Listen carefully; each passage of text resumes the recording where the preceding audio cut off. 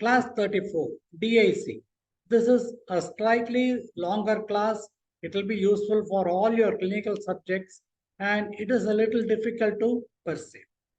Disseminated intravascular coagulation. That is why it is called DIC. It is also called by other names such as consumption coagulopathy or a defibrillation syndrome. If any such word is given, you should be able to write the answer. In this case, what happens is it can be acute, subacute, or chronic. There is a set of clotting that happens in some place. It consumes all the clotting factors, as a result of which there is bleeding elsewhere in the body. Please remember the 7 M's. Major obstetric complications such as septic abortion, so on and so forth. Meningococcal septicemia, malaria, mucin secreting adenocarcinoma, myeloid leukemia, AML M3, massive tissue injury such as major surgery or burns, and miscellaneous snake bite, hemangioma, etc.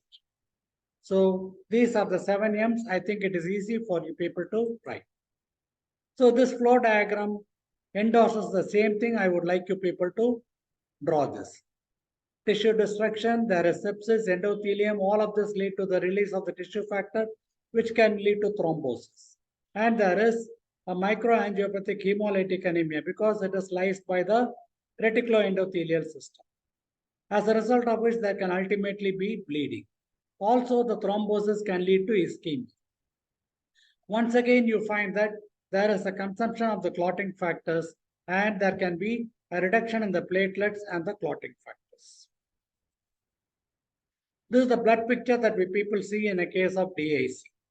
What are you people seeing? These cells are almost normal. This is a typical normal RBC. So they are normocytic, normochromic. But what I'm finding is there are many of this somewhat leaf-like cells or helmet-like cells which are fragmented RBCs. This is a typical example of this. And one of the books used to describe this as a windswept appearance. When the leaves get blown off by wind in a dry garden or lawn, it has got this kind of an appearance. So it is a windswept appearance.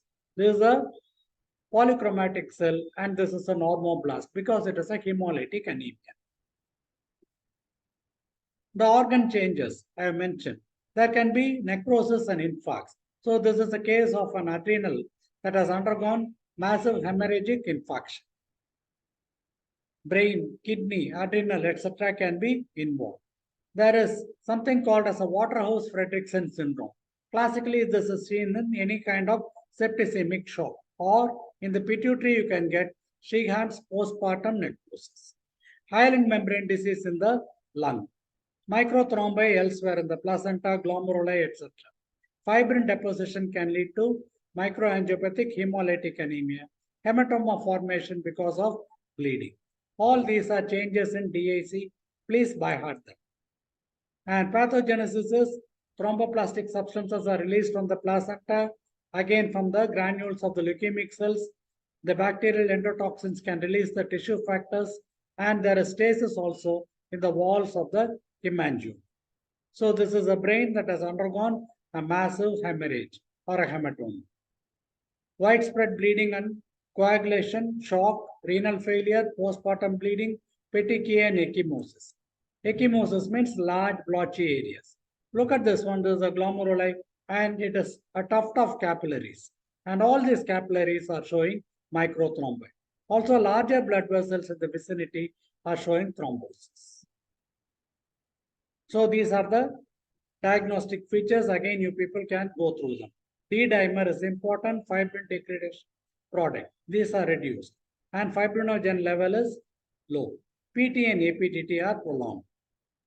So this is again the same. I would like you people to kindly go through. Look at this fragmented RBCs or the windswept appearance. Blood picture is over here. They are called as schistocytes or helmet cells, can come as an MCQ.